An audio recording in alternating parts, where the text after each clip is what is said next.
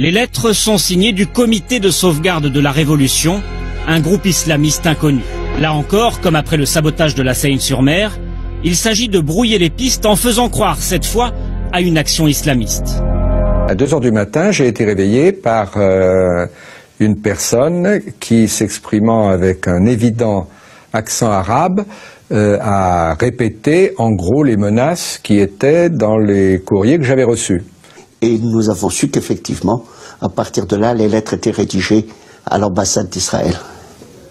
Vous saviez que le piratage venait de l'ambassade d'Israël, oui, où le Mossad est également installé.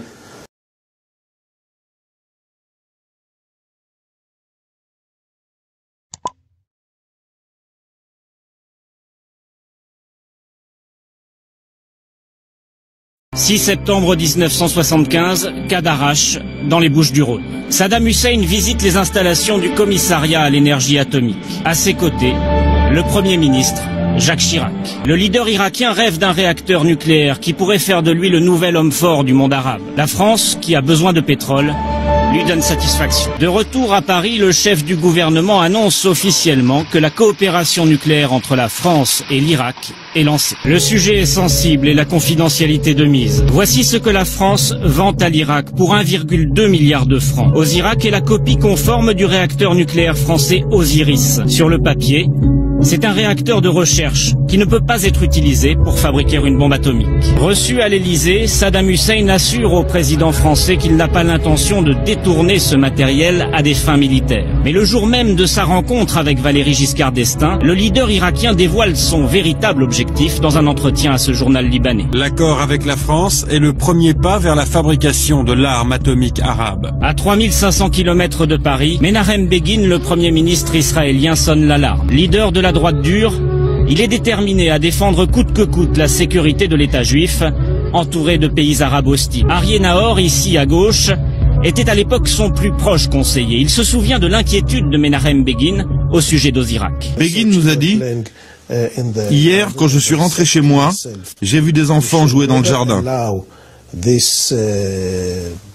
je me suis dit à moi-même, nous ne devrons jamais permettre à ce salaud d'infliger à ces enfants qui vivent ici ce que d'autres enfants juifs, d'autres petits Shlomo et Sarah, ont vécu là-bas.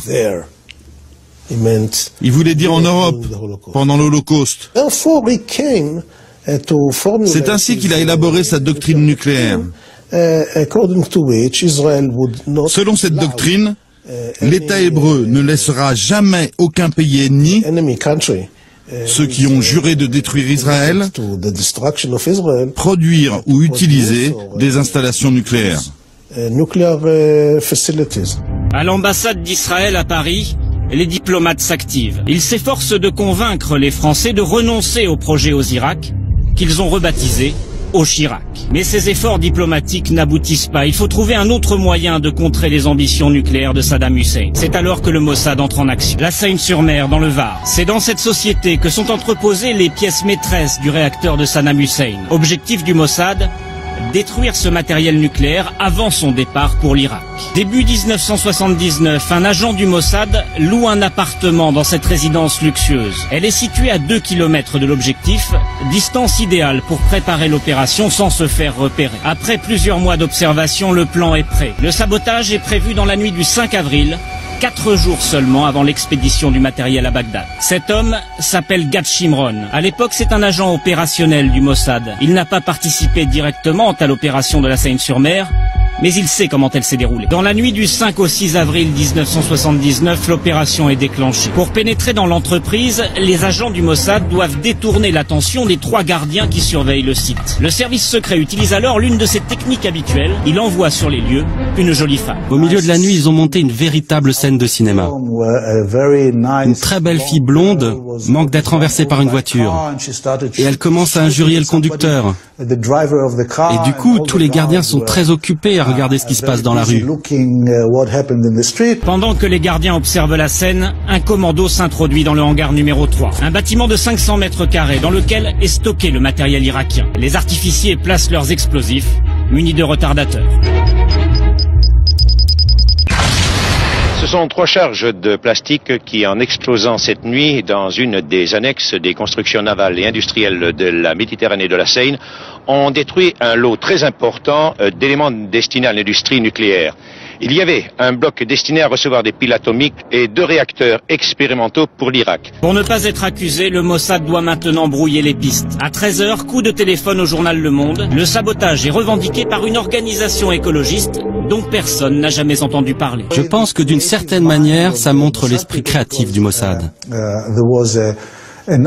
Ils ont imaginé cette revendication anonyme d'une organisation écologiste qui dit « Nous avons fait sauter le cœur du réacteur car nous sommes contre le nucléaire ». Et croyez-moi, en 79, c'était très vraisemblable. Au même moment, les écologistes manifestent dans le nord de la France. La crainte du nucléaire est dans l'air du temps. La revendication est crédible. À Bagdad, Saddam Hussein est furieux du sabotage de la Seine-sur-Mer. Il veut que la France reconstruise à neuf les pièces endommagées. Raymond Barre, le nouveau Premier ministre, se rend alors en Irak.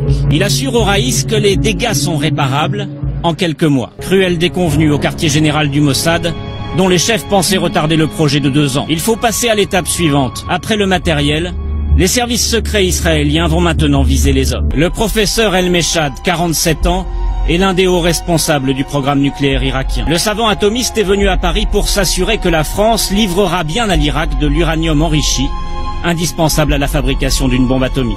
Le 14 juin 1980, la police le retrouve mort, assassiné, dans sa chambre de l'hôtel Méridien. 18 juin 1980. La presse annonce l'assassinat d'un savant atomiste égyptien. Les indices sont minces. Pas d'arme du crime, aucune empreinte, pas de traces d'effraction. Le même jour, à Jérusalem, alors que la presse française échafaude toutes sortes d'hypothèses, la radio publique israélienne est visiblement très bien informée. Elle donne même ce qui pourrait être le mobile du crime. La victime était l'un des rares Arabes faisant autorité dans le domaine de l'énergie nucléaire. Sa mort va retarder d'au moins 2 ans la mise au point d'un armement atomique par l'Irak. L'assassinat est lié au nucléaire, l'affaire est sensible. Elle est confiée à cet homme, Jean Baklouti. Grand spécialiste du contre-espionnage, il est numéro 2 de la direction de la surveillance du territoire. À l'époque, Jean Baklouti fait tout de suite le rapprochement entre le meurtre d'El Meshad et le sabotage de la Seine-sur-Mer, car il n'a jamais cru à la revendication écologiste. C'était bidon, hein. Ne nous faisons aucune illusion. L'explosion est due effectivement au service secret d'Israël. Ça c'est sûr. Oui, c'est sûr. Ne serait-ce que par les explosifs utilisés d'ailleurs. Ces explosifs utilisés étaient des explosifs d'une certaine nature qu'on ne trouve pas ici. Là, on se rend compte que ça ne peut pas être du travail fait par des amateurs. Donc c'était signé, et c'était signé du Mossad. C'est signé du Mossad. Persuadé que le Mossad est également responsable de l'assassinat d'El Meshad, Jean Baklouti enquête dans l'hôtel. En interrogeant le personnel, il apprend que le savant n'était pas seul lorsqu'il a pris sa chambre au Méridien. L'établissement est fréquenté par de nombreuses call girls qui vendent leur charme aux hommes d'affaires de passage pour quelques milliers de francs. L'une d'entre elles accompagnait El Meshad, Marie-Claude Magal, 32 ans. Ce dont nous savons par le concierge de l'hôtel, c'est qu'elle est arrivée à l'hôtel avec Meshad, que c'est elle qui manifestement le guidait, que Meshad a retenu sa chambre à ce moment-là et pas avant. Donc, ce qui est assez inhabituel d'ailleurs pour des gens qui se déplacent comme ça, et que naturellement, elle a passé une partie de la nuit à l'hôtel avec lui. Jean Baklouti reconstitue très vite le scénario du meurtre. Les services secrets israéliens ont payé Marie-Claude Magal pour séduire El Meshad et le conduire au Méridien. Une fois le savant endormi, la call girl quitte l'hôtel, elle téléphone à son employeur et donne le numéro de la chambre, 90-41. Un tueur du Mossad passe alors à l'action. Il monte au 9e étage et se dirige vers la chambre de l'ingénieur. Le meurtre, particulièrement violent, fait plus penser à un crime crapuleux qu'à une opération de service secret. Mais quand les circonstances l'exigent, le Mossad n'hésite pas à utiliser des armes blanches. Ils ont voulu que ça se passe le plus discrètement possible. Donc le meilleur moyen de tuer quelqu'un dans un hôtel où il y a des va-et-vient, c'est de l'égorger. Dans les semaines qui suivent l'assassinat, Marie-Claude Magal est introuvable. Jean Baklouti enquête alors auprès des proches de la jeune femme et leur montre des photos de plusieurs agents du Mossad. Coup de chance, l'un d'entre eux a été vu en compagnie de la jeune femme. La DST identifie ainsi l'homme qui a recruté la call girl et assassiné El Meshad. Nous avons identifié physiquement le gars qui l'a fait. Nous savons quel est le gars. Et si vous le connaissiez, si vous le voyez, vous seriez convaincu qu'il est capable de faire ce genre de choses. Pourquoi? Physiquement, c'est une brute, c'est un bonhomme capable de tout faire et convaincu de toute façon qu'il faut défendre Israël à tout prix, il aurait été capable de tout faire par patriotisme. C'est un agent du Mossad, hein? Ah, c'est un agent du Mossad. Cet homme du Mossad, la DST le connaît sous le nom de Krif. C'est l'un des agents qui opère depuis l'ambassade d'Israël à Paris. Mais pour prouver que Krif est bien le coupable, Jean Baklouti doit interroger Marie-Claude Magal. Si la call girl confirme que l'agent du Mossad est bien son employeur, l'enquête sera bouclée. 3 semaines après l'assassinat, la police finit par retrouver la jeune femme, réfugiée chez ses parents à La Rochelle, et la convoque au quai des Orfèvres.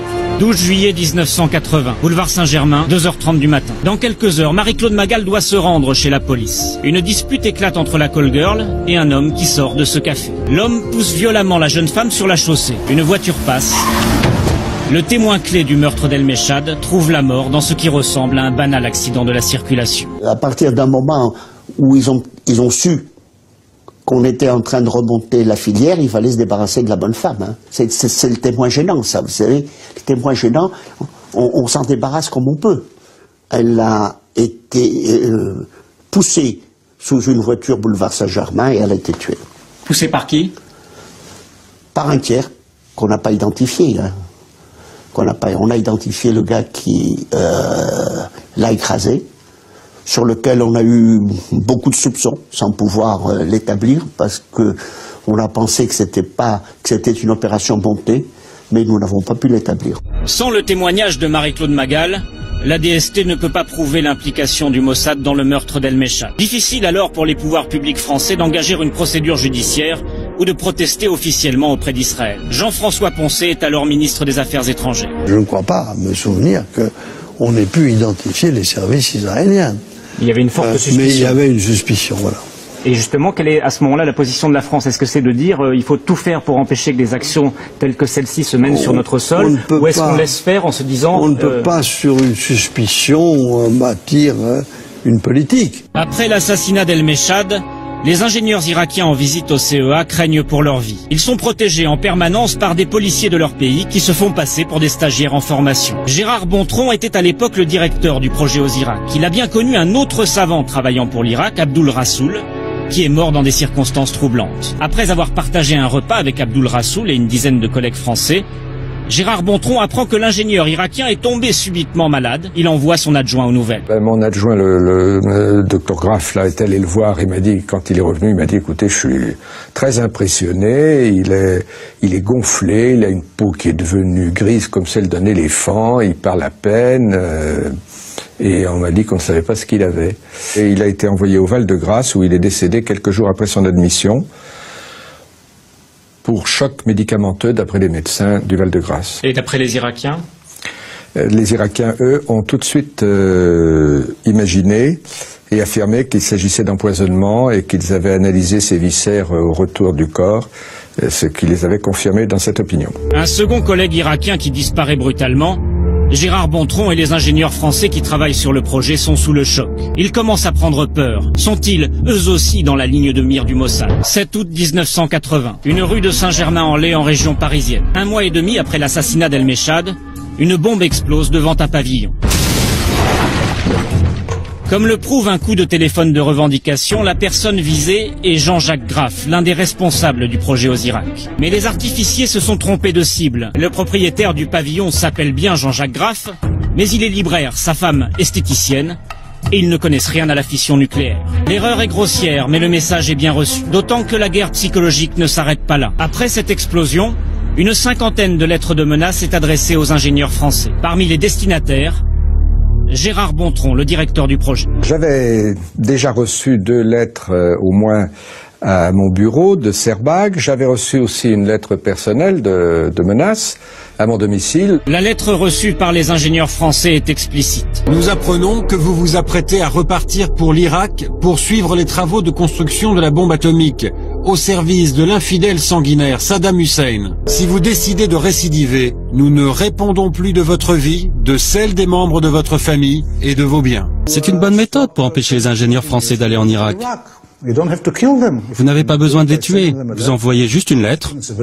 Finalement, c'est très humain. Les lettres sont signées du Comité de sauvegarde de la Révolution, un groupe islamiste inconnu. Là encore, comme après le sabotage de la Seine-sur-Mer, il s'agit de brouiller les pistes en faisant croire, cette fois, à une action islamiste. Mais lorsqu'ils passent aux menaces téléphoniques, les agents du Mossad ont du mal à se faire passer pour des terroristes arabes. À 2 heures du matin, j'ai été réveillé par une personne qui, s'exprimant avec un évident accent arabe, a répété en gros les menaces qui étaient dans les courriers que j'avais reçus.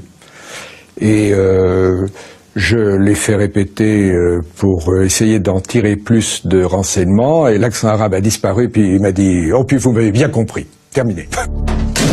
La ligne n'était pas sur écoute, impossible à l'époque de retracer l'appel. Pour les lettres de menace, en revanche, la DST trouve une piste. Les ingénieurs qui en sont les destinataires ont reçu le courrier juste avant de partir pour l'Irak, peu de temps après la réservation de leur billet d'avion. Nous nous sommes aperçus que c'était l'ordinateur d'Air France qui était piraté.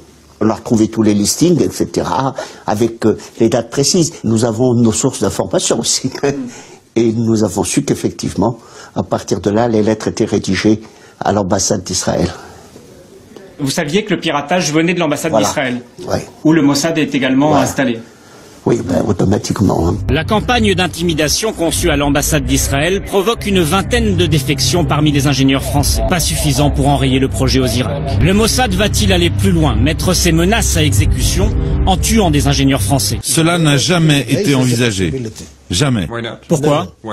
Parce que nous n'étions pas en guerre avec la France. Nous voulions être amis de la France. Début 1981, malgré 2 ans d'action du Mossad sur le sol français, le réacteur irakien est presque terminé. Les services secrets israéliens ont retardé le projet de Saddam Hussein, mais ils n'ont pas réussi à y mettre un terme. Ce n'était pas un échec, ils ont tenté tout ce qu'ils pouvaient. Et quand ils ont constaté qu'ils n'avaient plus d'autres moyens ou d'autres idées pour retarder le projet irakien, ils en ont informé le Premier ministre. À ce moment-là, Menachem Begin nous a dit « Le Mossad a fait ce qu'il a pu, il faut maintenant employer d'autres moyens, une autre stratégie. » Une autre stratégie. Menachem Begin décide que c'est maintenant à l'armée israélienne de prendre la relève du Mossad. Le 7 juin 1981, il lance un raid aérien sur Osirak. Nous sommes à bord de l'un des 14 chasseurs bombardiers qui se dirigent vers le réacteur irakien, à 1000 km de Jérusalem. Le pilote informe ses supérieurs de sa progression.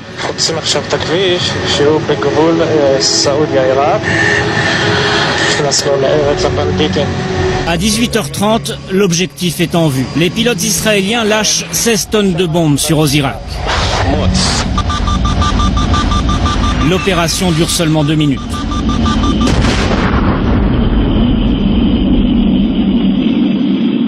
Un ingénieur français de 25 ans est tué lors de l'attaque. Le réacteur nucléaire fourni par la France à l'Irak ne sera jamais reconstruit.